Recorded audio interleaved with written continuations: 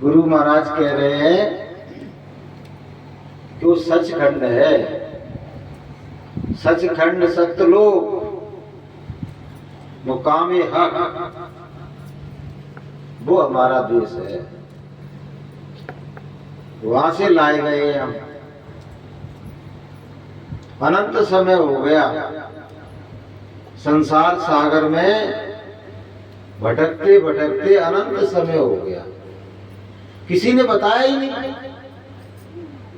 रामायण में,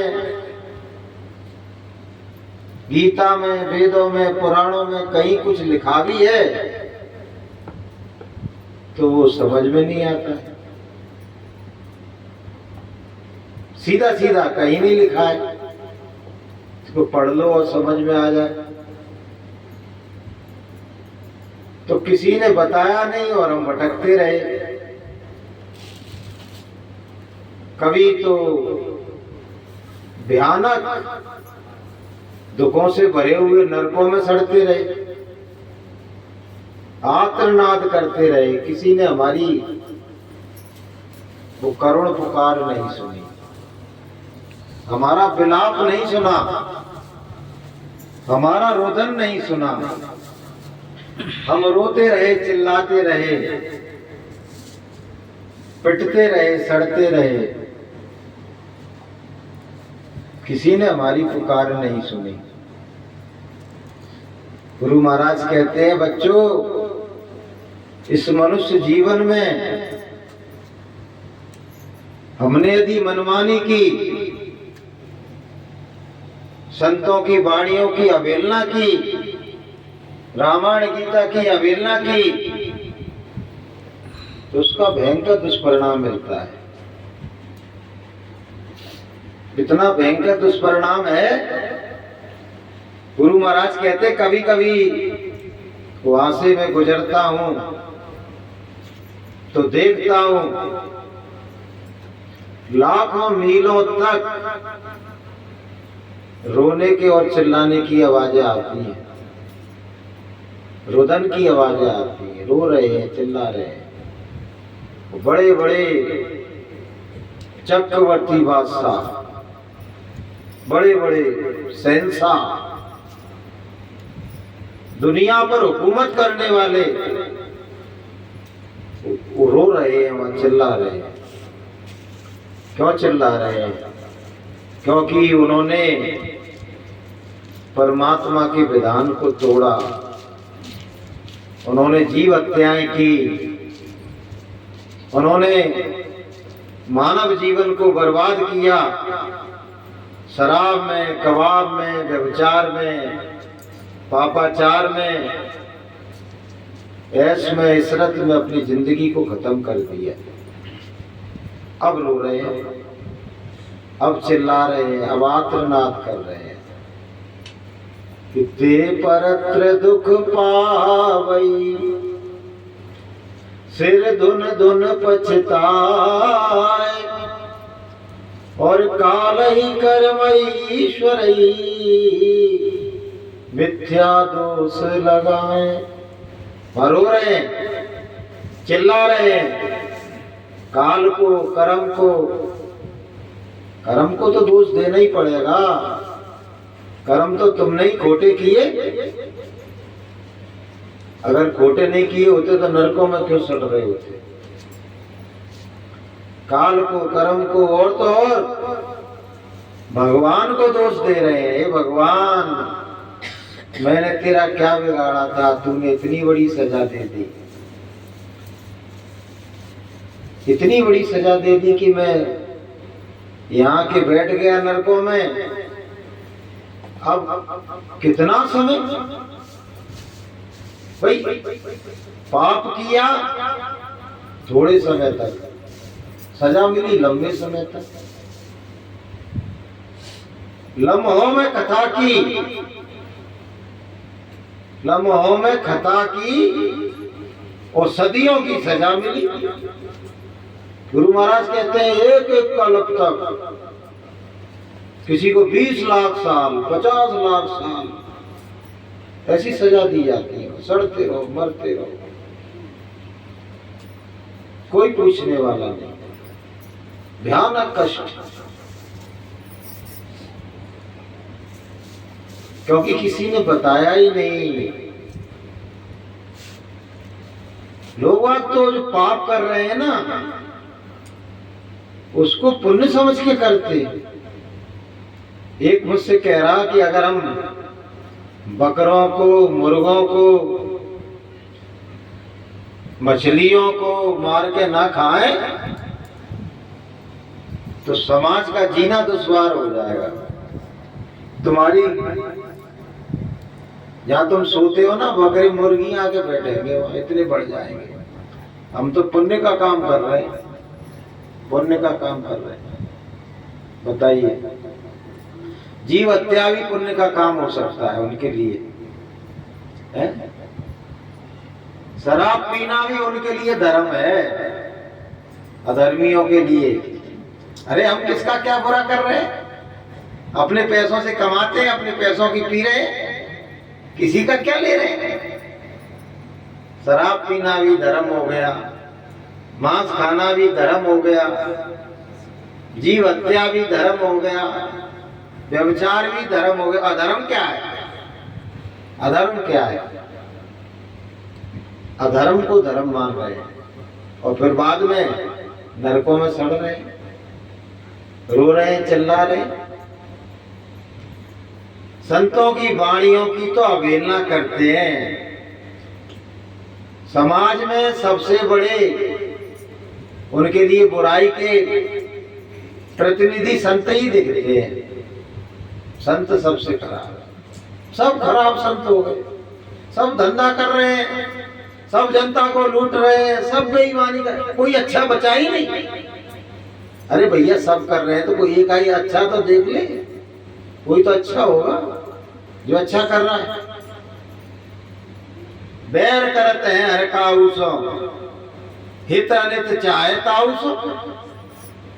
संत तुम्हारा हित चाह रहे हैं, तुम्हारा कल्याण चाह रहे हैं, तुम्हारी जीवात्मा का भला चाह रहे हैं, तुमको नरकों 84 से बचाना चाहते हैं। तुम उनसे भी बैर कर रहे हो, उनकी भी निंदा कर रहे हो, उनकी वाणियों की अवहेलना कर रहे हो। करो, लेकिन ईश्वर का विधान क्या कह रहा है?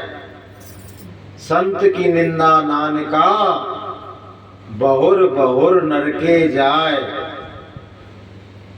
बहुर बहुर, बहुर बहुर का मतलब समझ रहे हो? बार बार इसमें से नरक में से निकालेगा, दूसरे में डुबो देगा। कोई एक तरह का नरक है?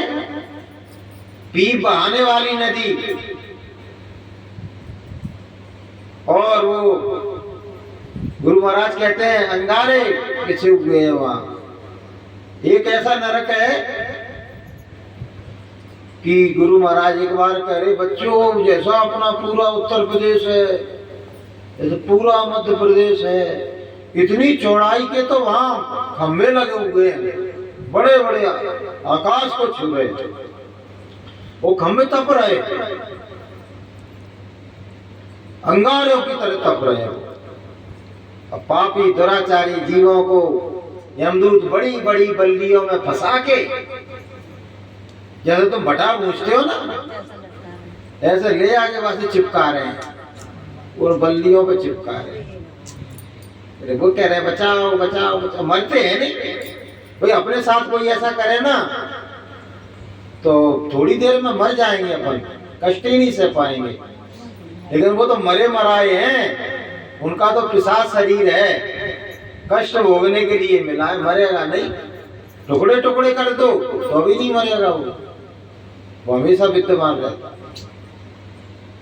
तो ऐसी ऐसी सजाएं, जिसने हमको फंसाया है उसने हमारे लिए मुकर्रर कर रखी है।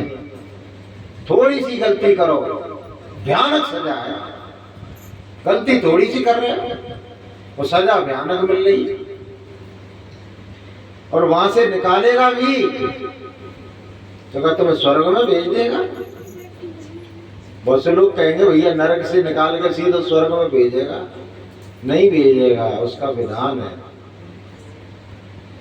उसने संसार में 4 प्रकार से रचना कर दी, पिंडज, अंडज, उद्मज और स्थावर। किसी को तो अपन लोग हैं, कौन है अपन पता है? अपन लोग पिंडज हैं। पिंडज माँ के गर्भ में झिल्ली में बंद रहते हैं। जितने भी झिल्ली में जानवर भी ऐसे ही रहते हैं, तो इनको पिंडज कहते हैं। अंडज जो पहले अंडे में पैदा होते हैं, अंडे में अंडा बनता है, फिर निकलते हैं। उद्मज तो बरसात में पानी में, उसमें गड्ढे में पानी भर गया, उसमें पैदा हो गए, उद्मज है। स्थावर जितने भी वनस्पति जगत है, पेड़ पौधे हैं, सब स्थावर। तो चारों में घुमाएगा। पहले स्थावर में पैदा करेगा, फिर अंडज में करेगा, फिर पिंडज में करेगा, तब जाके तुमको आखिरी में अगर तुमको गाय बना दिया, बैल बना दिया, तो समझ लेना कि अब हमारा मनुष्य बनने का अवसर आने ही वाला है। क्योंकि गुरु महाराज कहते हैं गायों के बाद ये अब जितनी भी माताएं बहनें बैठी हैं ना, ये मुंह फाड़ रही हैं, ये गाय के बाद बनी है। ये पहले इनको गाय बनना पड़ा। इसीलिए तो गौ माता कहा, गौ माता, क्योंकि ये गौ माता है। अबे गौ माता है, फिर असली माता बन जाएगी ये। भैंस माता कौन ने क्यों नहीं कही, ये बताओ ना। वो गऊ का दूध दे रही थी 5 लीटर और भैंस दे रही 15 लीटर। बात बड़ी माता कहना चाहिए था कि छोटी माता वो बड़ी माता नहीं, क्योंकि भगवान कृष्ण को भी ये मालूम था कि ये गाय अगले जन्म में स्त्रियां बनेंगी, बच्चियां बनेंगी, और ये बछड़े हैं, ये बाद में फिर इंसान बनेंगे। इनका संरक्षण करो, इनकी सेवा करो, और यहाँ तक कि साल में एक दिन ऐसा बना दिया कि इनकी पूजा करो। गोवर्धन के दिन इनकी पूजा करो। क्यों बनाया? कि अगर इनको मारा, गुरु महाराज कहते हैं अगर इनको मारा, समय से पहले इनको काटा, इनकी हत्याएं की, तो अब मान लो किसी गाय को 15 साल जिंदा रहना था और 8 साल में तुमने उनके हाथ लग गई कसाईयों के, तो वो साफ कर दी, गर्दन उड़ा के मार दी, तो 7 साल तक उसको प्रेत योनि में भटकना पड़ेगा।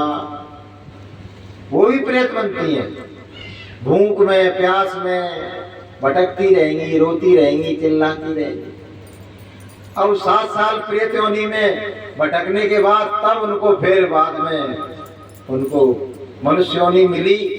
तो गुरु महाराज के वचन बता रहा हूं मैं आपको, बड़ी चिड़चिड़ी, झगड़ालू, क्रोध करने वाली स्त्री बनेगी वो, क्योंकि वो पहले भूतनी बन के आई है ना, प्रेत बनी पहले। वो गाय को मार दिया, बैल को मार दिया, अच्छे इंसान नहीं बनेंगे वो। इसलिए कम से कम हिंदू धर्म ये हमको बड़ा अच्छा सिखाता है, और लोगों को पता नहीं इनके महापुरुषों ने क्यों नहीं बताया कि इसके बाद ये मनुष्य बनेंगे, तो इनको कम से कम इनका संरक्षण करो। तो हिंदू धर्म इसलिए अच्छा है कि इसमें सच्चाई को बताया गया है। तो बहनों भाइयों, गुरु महाराज क्या कह रहे कि छोटे से छोटा जीव, अभी कह रहे थे छोटे से छोटा जीव, आला लगा के देखो, उसके भी 2 आंख मिलेंगी, 2 कान मिलेंगे, नाक मिलेगी, उसका मुंह होगा, खाने के लिए व्यवस्था होगी। छोटे से छोटे जीव में है, लेकिन भजन करने का अधिकार नहीं है। भोग भोगने का अधिकार है, लड़ने का अधिकार है, बच्चे पैदा करने का अधिकार है, लेकिन भगवान का भजन करने का अधिकार नहीं। अधिकार कौन को मिला? मनुष्य को मिला। और मनुष्य जीवन से यदि चूक गए तो मनुष्य बन के भी भजन नहीं कर रहे हो, और मनुष्य जीवन से नीचे चले गए, कहीं दुर्भाग्य हो गया तुम्हारा, तो गुरु महाराज कहते हैं 84 के जंगल में भटक जाओगे, और फिर भगवान का भजन करने का अधिकार भी आपके हाथ से निकल जाएगा, भजन नहीं कर पाओगे फिर आप। इसलिए ये मनुष्य जीवन की कदर करो, परमात्मा को धन्यवाद दो कि ये परमात्मा लाखों करोड़ों जीव इस जीवन के लिए भटक रहे हैं, उनके लिए सुलभ नहीं है, यहाँ तक कि देवताओं को सुलभ नहीं है। सुर दुर्लभ सदग्रंथन गावा, देव दुर्लभ काया है ये। देवता भी तरस रहे हैं कि हमको इंसान बना दो, तो हम भी थोड़ा सा भजन करके अपनी आत्मा की मुक्ति का कार्य कर लें, हम भी सदगुरु की शरण में चले जाएं और आत्मा और परमात्मा का ज्ञान ले लें और जीवन मुक्ति का कार्य कर लें। और हमारे कानों में जूनी रेंगती है भैया, चाहे कोई कितना भी समझाए, कितना भी बताए, नहीं, हम डायरेक्ट भगवान से मिलेंगे, हमें किसी गुरु की जरूरत नहीं है, सीधे हम मंदिर में जाएंगे और माथा टेकेंगे और भगवान को मना लेंगे। गुरु की जरूरत ही नहीं है भैया। रामायण को काय को तुम पढ़ते हो फिर जरूरत नहीं है?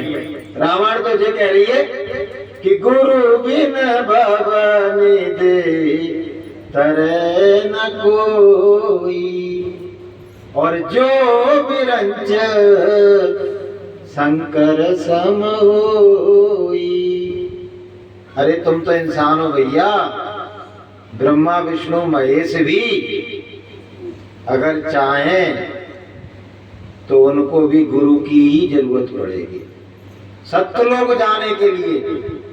स्वर्ग में वैकुंठ में तो बैठे ही हैं, लेकिन अगर उन्हें सत्यलोक जाना, अपने घर जाना है, तो वो भी तो एक आत्मा है भैया। उन आत्माओं को देव रूप मिल गया, विशिष्ट देव बन गए, त्रिदेव बन गए, लेकिन वो भी तो मुक्ति के दायरे में नहीं है, क्योंकि मुक्त तो वहां जाके हो गए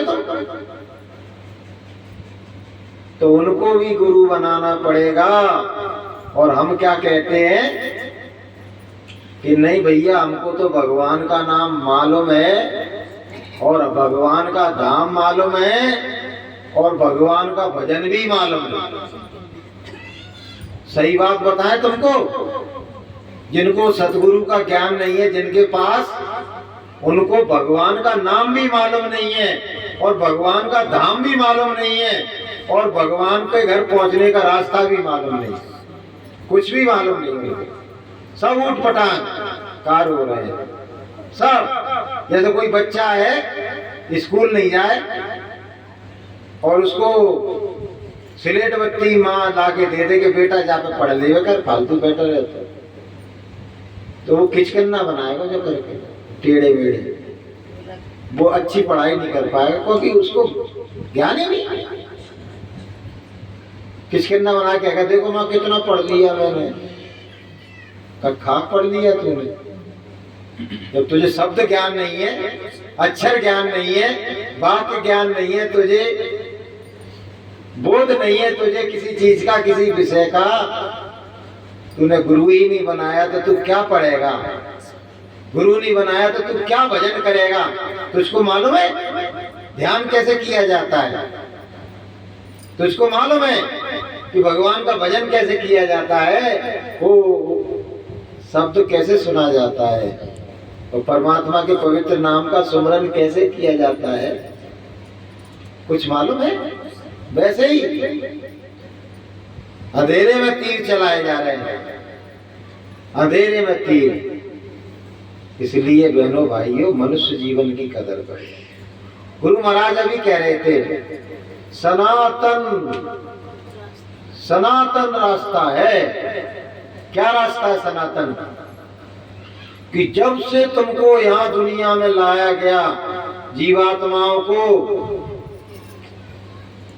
उसी समय से संत धार को उतार दिया गया। रूहों के साथ संत धार आई। पूरा भेद संसार का वो नित आते हैं, नित जाते हैं और मालिक को बताते हैं क्या हो रहा है वहां, कैसे जीव दुखी हैं, कैसे परेशान काल उन्होंने कैसे फंसा लिया उसको, और कैसे कैसी वो सजा मुकर्रर कर रहा है। पूरा भेद बताते हैं संत धार कि संत ना होते जगत में तो जल मरता संसार। क्यों जल मरता पता है? आपको विशेष बात बता रहा हूं मैं। अगर संत ना होना तो वो चैतन्य सत्ता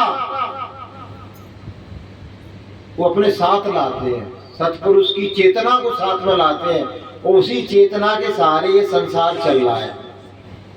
नहीं तो जैसे बल्ब फ्यूज हो जाता ना, बल्ब तो है लेकिन फ्यूज है, वो जल नहीं पा रहा है।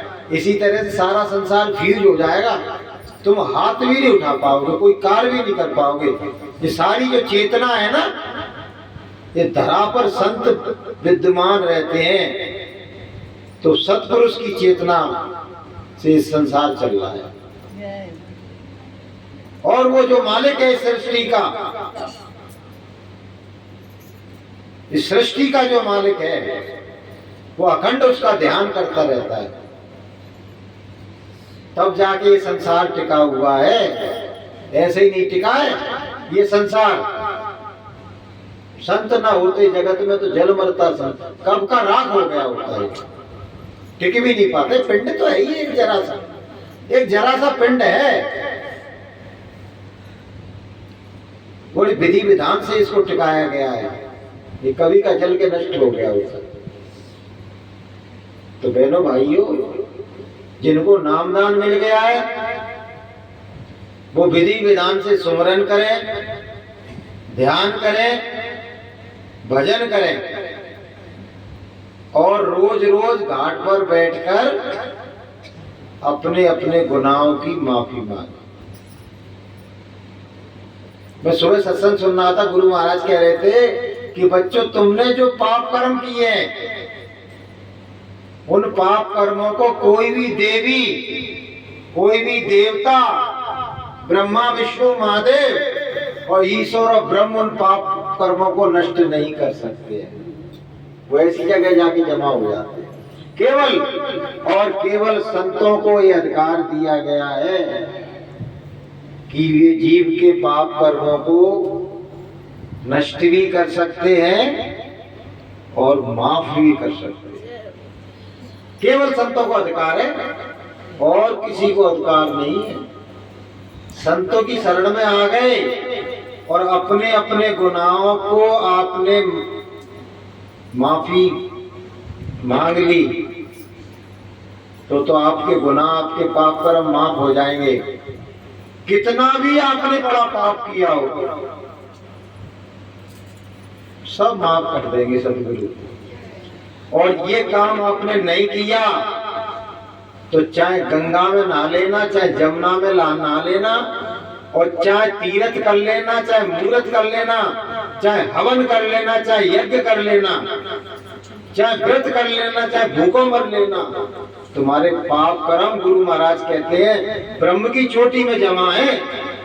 ना वहां कोई जा पाएगा और ना पाप कर्मों को कोई साफ कर पाएगा। इसलिए सतगुरु के दरबार में आके सबसे पहले यही बताया जाता है कि ये साक्षात यहाँ बैठे हुए हैं गुरु महाराज, इनके सामने अपने गुनाहों की माफी मांगो तो वो यहाँ माफ कर देंगे आप। कि सन्मुख हो जीव मम जबई और जन्म कोट अग्नासो तबई।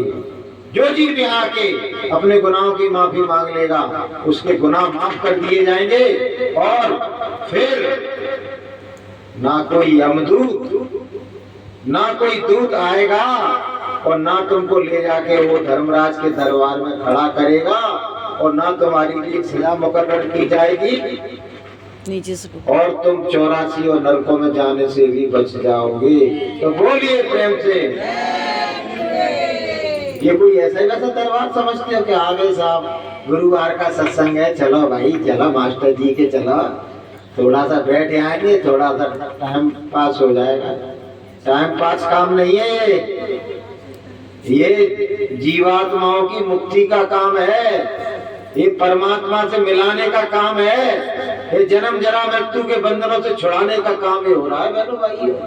गुरु दरबार में ये दरबार लगा हुआ है, ये माफी का दरबार है, ये निवृत्ति का दरबार है। तो जब ये सत्संग खत्म हो जाए पैसा नहीं चढ़ाना है, पैसा की जरूरत नहीं है, लेकिन आगे अपने अपने गुनाहों को माफ करा लो। यहाँ के गुनाह माफ हो जाएंगे। नामदान मिला है तो अच्छी तरह से भजन करो और नहीं मिला है तो गुरु महाराज ने सबके लिए एक नाम जगा दिया है, जय गुरुदेव नाम प्रभु का, उसकी 8 माला करना शुरू कर लो तो गुरु महाराज के दरबार में तुम्हारी हाजिरी भी लगना शुरू हो जाएगी। बोलिए प्रेम से जय गुरु